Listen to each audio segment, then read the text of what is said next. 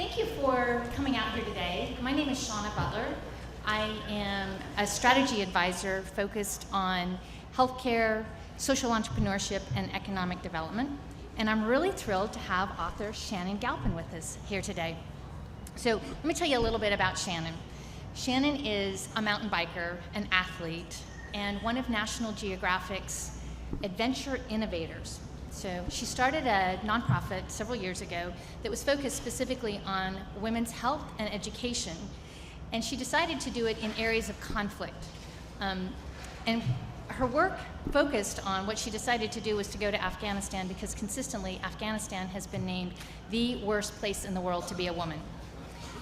In her 19 trips there, she has been focused on building capacity around around the midwife programs that look at maternal and fetal well-being. And she's also been working on reading programs that are focused on the daughters of the women who've been in prison, specifically around their charge of adultery. And her most recent adventure, she's also done art projects and a lot of other things, but her most recent adventure has been using the bike as a social justice tool. She was the first person to mountain bike in Afghanistan and is actively working with the Afghan National Women's Cycling Team and producing a documentary on all of that called Afghan Cycles. So Shannon, thank you for coming to the Texas Book Festival. We're so thrilled to have you here. Thanks for having me here. This is actually my first time in Austin, and I had no idea how amazing this festival was. You guys are so incredibly lucky to have this in your backyard. I'm incredibly honored to be here. So I thoroughly enjoyed reading this, and your writing is raw. It's gritty. It goes to some places that are really difficult to read at times. One of the things, actually, by show of hands, who is here because they were interested in the women's right? What other elements would you like to know about the audience? Yeah, I guess who's here because of women's rights? Interest in women's rights? Yeah, all right, that's good. Who's here because of the bike? Who's here because of Afghanistan?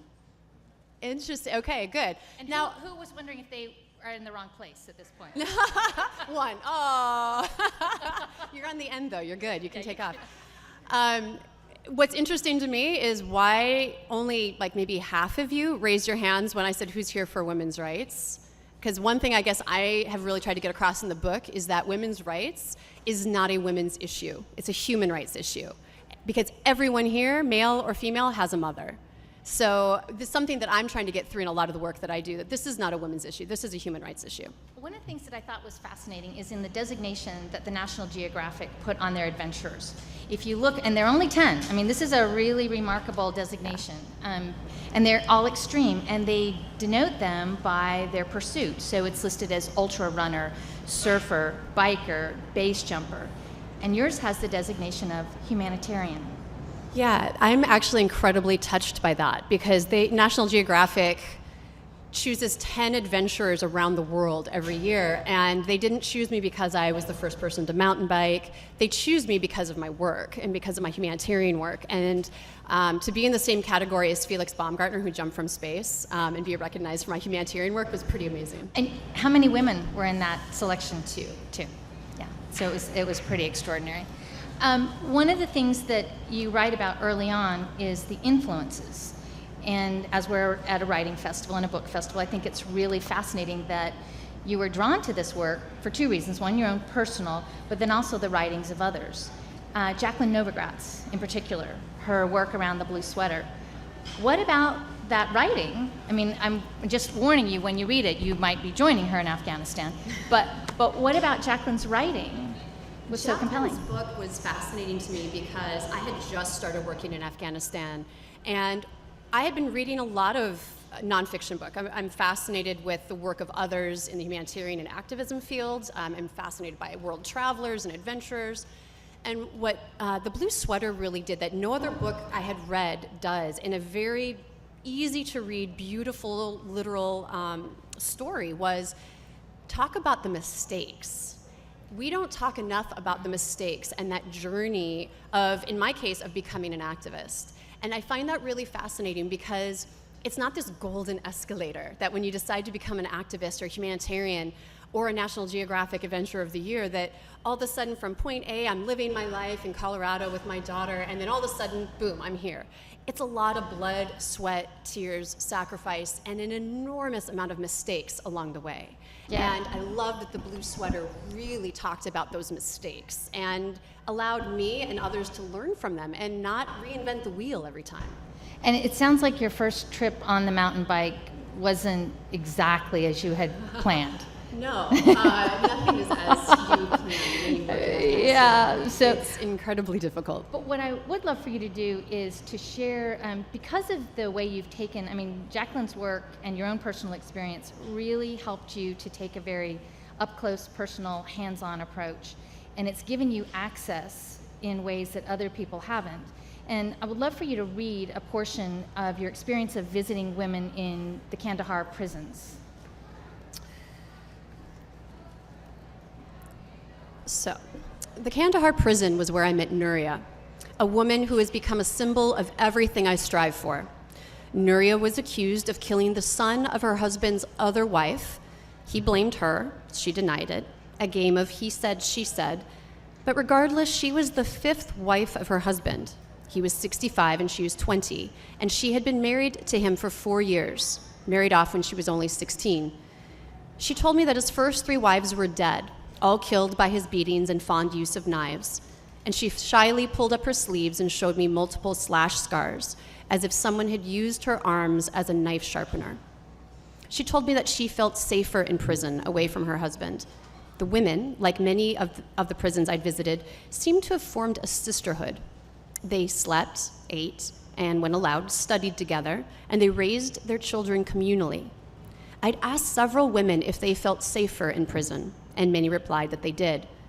And while I couldn't imagine the oppressive loss of freedom as anything less than a death sentence, these women often had very few freedoms outside of prison, so the loss of freedom perhaps wasn't much of a loss when compared to the protection from their husbands. The hardest part of prison for many women was the separation from their children, as only very young children typically remained with their mothers, and that too I keenly felt. The notion of not being able to see my daughter Devin because I'd been raped was mind-blowing.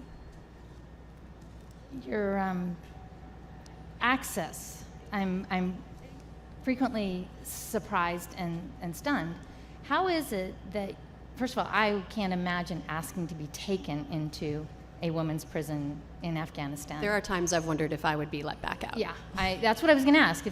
So how have you been able to negotiate and build these trust-based relationships? Because you have access to the men and the women, and up and down the hierarchy, as well as laterally. How have you been able to do that? It's been a really interesting situation being a foreign woman working in Afghanistan. I get asked a lot if, being tall and blonde and obviously standing out works against me, makes me more of a target. And actually, it's the thing that has given me the most access. And if you talk with foreign journalists, any female journalist I've spoken to in Afghanistan that has worked there or Pakistan has said exactly the same thing. Being a foreign woman makes me uniquely qualified and uniquely situated to do the work that I do, because a foreign woman is considered gender neutral. I am not a woman when I'm in Afghanistan. I am not a man, but I am considered an honorary man. And the men treat me as an equal. And so I have full access to the gatekeepers. At the same time, because I'm a woman and not an actual man, I have full access to the women. And so I get to hear both sides of the story, which often are radically different. And it gives me the ability to do my work where I'm fighting for women and girls.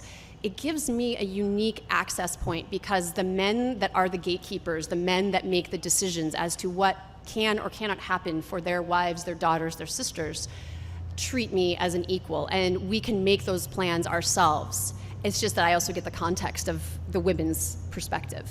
So, in particular, your work is about giving voice.